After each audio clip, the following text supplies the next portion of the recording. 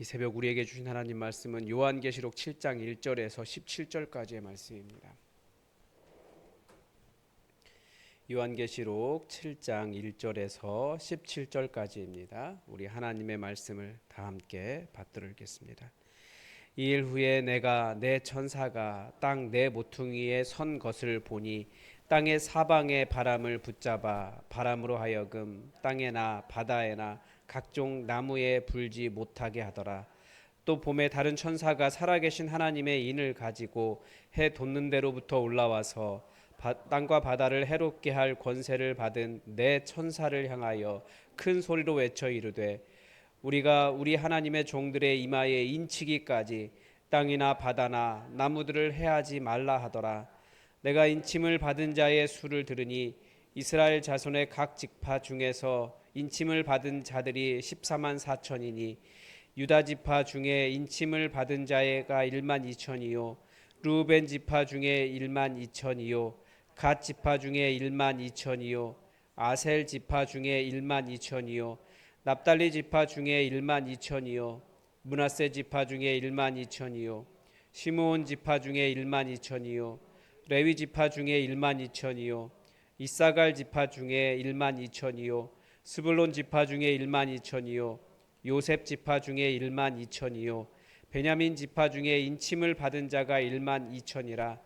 이 일 후에 내가 보니 각 나라와 족속과 백성과 방언에서 아무도 능히 셀 수 없는 큰 무리가 나와 흰 옷을 입고 손에 종려 가지를 들고 보좌 앞과 어린 양 앞에 서서 큰 소리로 외쳐 이르되 구원하심이 보좌에 앉으신 우리 하나님과 어린 양에게 있도다 하니 모든 천사가 보좌와 장로들과 내 생물의 주위에 서 있다가 보좌 앞에 엎드려 얼굴을 대고 하나님께 경배하여 이르되 아멘. 찬송과 영광과 지혜와 감사와 존귀와 권능과 힘이 우리 하나님께 세세토록 있을지어다. 아멘 하더라.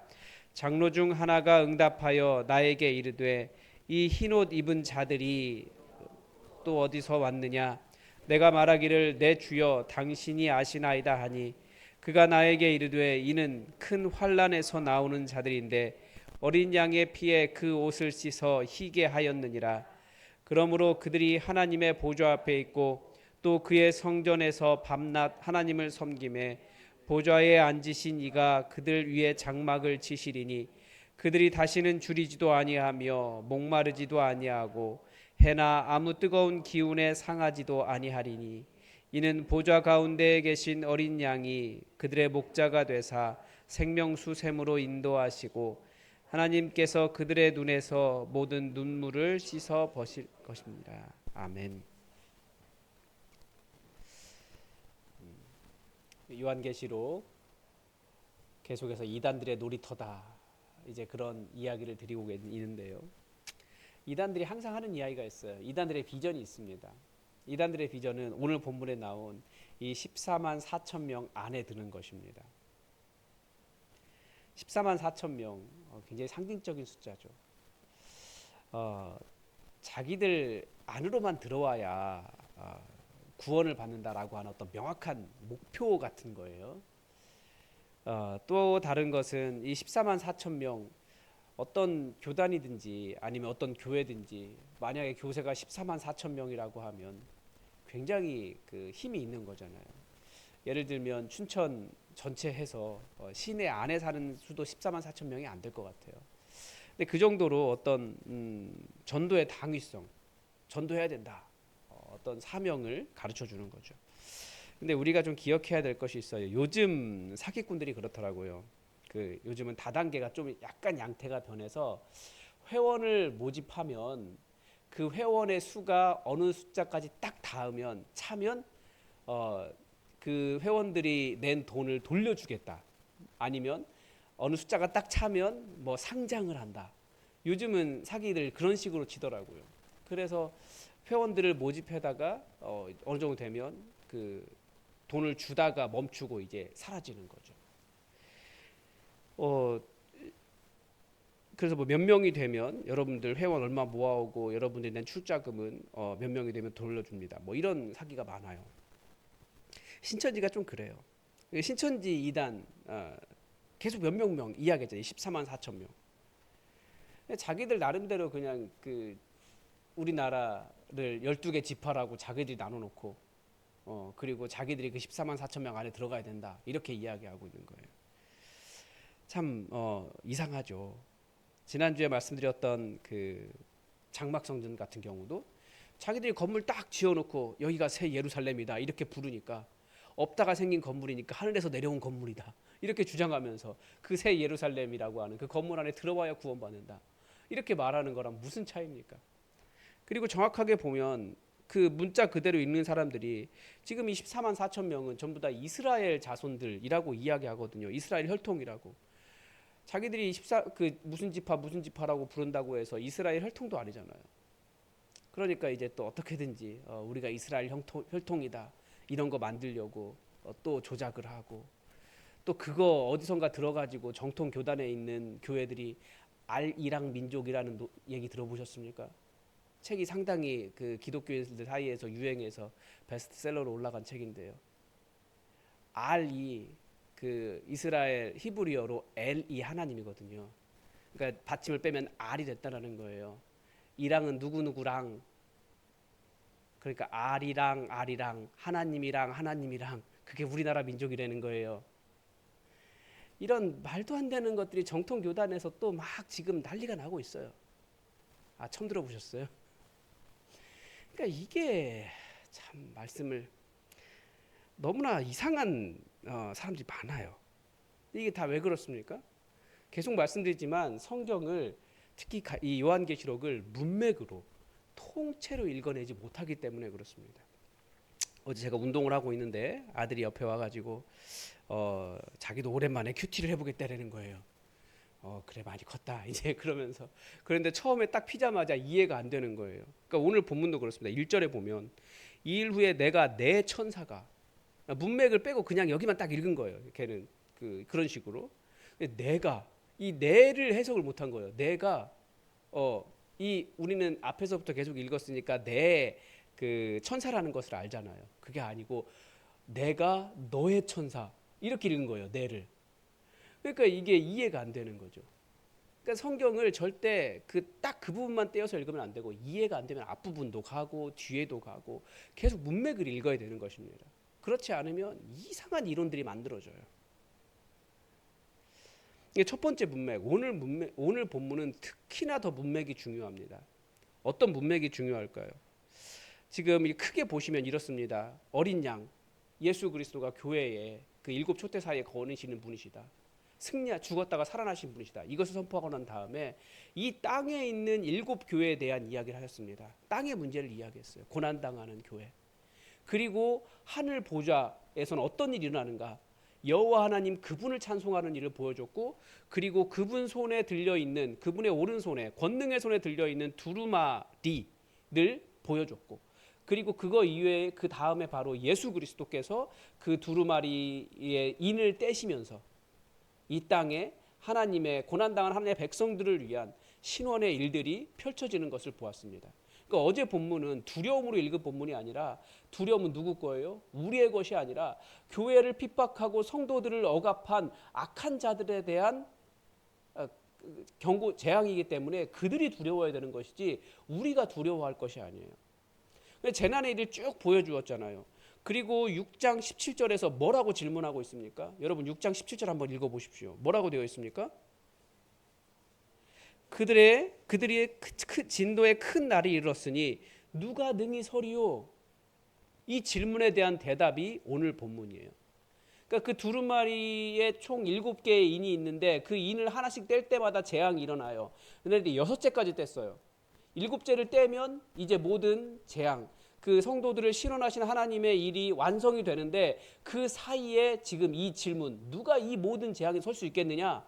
견뎌낼 수 있겠느냐? 살아날 수 있겠느냐? 여기에 대한 대답이 오늘 본문이라고요. 24만 4천 명. 문맥을 놓치면 안 됩니다. 그리고 그 14만 4천 명이 그러면 어떤 사람이냐? 그 누가 능히 서겠느냐? 거기에 대한 답이 무엇입니까?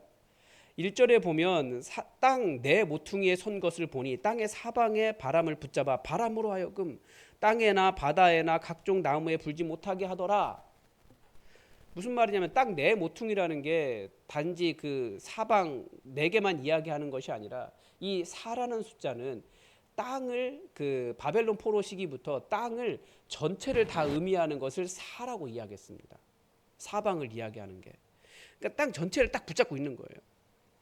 그런데 다른 천사가 왜 그렇게 했습니까? 다른 천사가 살아계신 하나님의 인을 가지고 올라와서 땅과 바다를 해롭게 하는 권세를 받은 내 천사를 향해서 큰 소리로 외쳐서 우리가 우리 하나님의 종들의 이마에 인치기까지 이런 재난이 일어나지 않도록 꽉 붙잡고 있어라. 그런 거예요. 재난이 유예되고 있는 거죠. 물론 그런 재난 속에서 재난이 일어나면 어떻겠습니까? 성도들도 고생을 해요. 우리가 잘 알다시피 이 땅은 하나님의 진노 가운데 있는 세상입니다. 그리고 공중권세 잡은 자가 계속해서 우리를 괴롭게 하는 세상이기 때문에 우리도 이 땅에 살면서 고난을 당해요. 그런데 하나님의 종들을 인치기까지 절대 온 세상에 이렇게 두루마리처럼 이렇게 확 말려가지고 완전히 세상이 난리가 나는 그런 일은 일어나지 않을 거라는 거예요. 그리고 나서 보니까 인침을 받은 숫자가 이스라엘 자손 중에서 14만 4천 명이더라, 이런 얘기입니다. 이 수는 정확한 숫자라고 그렇게 볼 수는 없을 것 같습니다. 14만 4천 명, 그러니까 굉장히 많은 것처럼 보이지만 지금까지 이스라엘 역사와 당시에 이스라엘 안에 있었던 사람들을 생각해 보면 14만 4천 명은 많은 수가 아니에요. 그렇지만 또 복음을 증거하는 이스라엘 자손들 중에서 이렇게까지 많은 수가 있다라고 하는 것을 보여주는 숫자이기도 합니다. 다 유대교인데 거기서 예수 믿는 사람, 그렇게 이스라엘 안에서도 고난당하면서 말씀을 지켜가고 예수 그리스도의 복음을 증거하고 예수를 믿는 사람들이 와 보니까 14만 4천 명이나 있더라, 그런 의미의 숫자인 거예요. 이스라엘이 바벨론에서 포로에서 돌아올 때 과부의 노래가 있습니다. 이 과부는 누구냐면 전쟁통에 바벨론이 와서 자기의 자녀들 다 죽여서 이 땅에 아무런 희망 없다고, 저는 지금 아무런 희망이 없습니다. 왜냐하면 우리 자식들이 다 죽었어요. 그렇게 말하던 그 이스라엘의 상황을 빗대어서 그 자식이 잃은 과부의 노래가 있습니다. 이사야 선지자의 비전은 바벨론 포로에서 사람들이 이렇게 돌아오는데 그냥 오는 게 아니고 그 걷지 못하는 그 어린 양은 어깨에 메고 새끼 벤 양은 가슴에 이렇게 품에 안고 이렇게 오는 모습을 보면서 그게 무엇을 보여줍니까?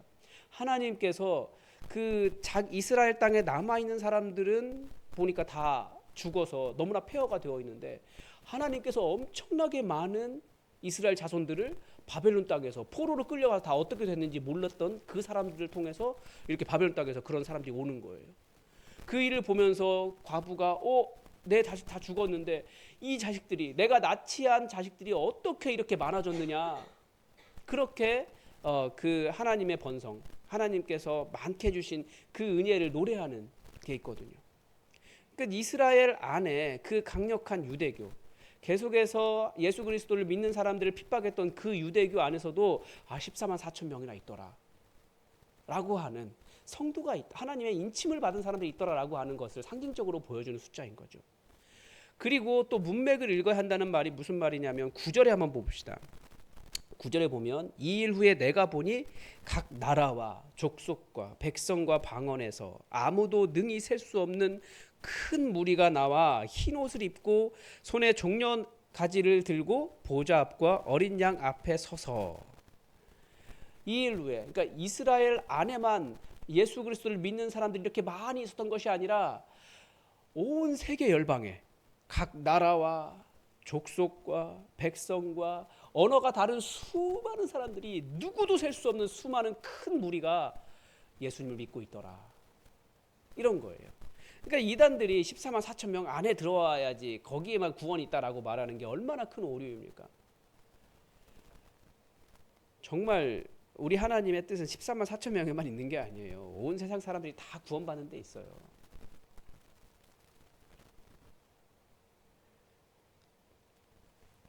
그러니까 이스라엘에서 시작된 복음의 역사가 각 나라와 족속과 백성을 방언해서 이렇게 그 복음의 역사가 전파되었다는 것을 뜻하기도 하고, 지금 교회가 핍박당하고 있기 때문에 우리 이러다 없어져 버리는 것 아니야 라고 생각할 수도 있겠지만, 그게 아니고 하나님은 교회와 성도들을 인치시면서 이렇게 많은 일들을 이뤄가고 계신다라는 거예요. 복음 때문에 고난당하는 자는 그런 생각이 들죠. 나만 고생하나? 나만 너무 힘든가? 그런데 하나님은 정말 우리에게 많은 동역자를 주셨고, 지금도 이 땅 구석구석에서 하나님의 복음을 위해서 엄청나게 많은 사람들이 일하고 있다라는 것이죠. 그래서 13절에 보면 장로 중 하나가 응답하여 나에게 이르되 이 흰옷 입은 자들이 누구며 또 어디서 왔느냐. 그러니까 저는 여기서 이사야의 그 과부의 노래가 그대로 들리는 거예요. 도대체 이 많은 사람들이 어디서 왔느냐. 그런데 14절에 보니까 이는 14절의 하반절에 보면 이는 큰 환난에서 나오는 자들인데, 그러니까 성도는 정말 예수님의 증인들은 말씀을 지키고 복음을 증언하는 일 때문에 큰 환난을 당한 자들이에요. 어린 양의 피에 그 옷을 씻어 희게 하였느니라. 피에 옷을 씻었는데 희게 돼요. 그게 말이 안 되잖아요. 그런데 우리 예수님은 우리의 모든 죄도 씻어주시고 고난당하는 그 환난을 통해서 우리를 씻어주시는 그런 분이시라는 거죠. 그렇게 우리는 알 수 없지만 우리는 이 안에 있어서 이만큼만 우리 성도들이다, 아니면 이만큼만 진짜 믿는 사람들이다 이렇게 생각할 수 있지만, 셀 수 없는 하나님의 수많은 증인들이, 하나님의 인침받은 사람들이 있다라는 것입니다. 그리고 그들이 어떻게 됩니까? 이제 15절에서부터 보면 소결론이 나와요. 그들이 하나님의 보좌 앞에 있고, 첫 번째 약속이죠. 그의 성전에서 밤낮 하나님을 섬기고, 두 번째 약속이고요. 보좌에 앉으신 이가 그들 위에 장막을 치시리니, 장막을 친다는 건 그들과 함께 하신다는 거예요. 네 번째는 그들이 다시는 줄이지도 아니하고 목마르지도 아니하고 해나 아무 뜨거운 기운에 상하지 아니하리니.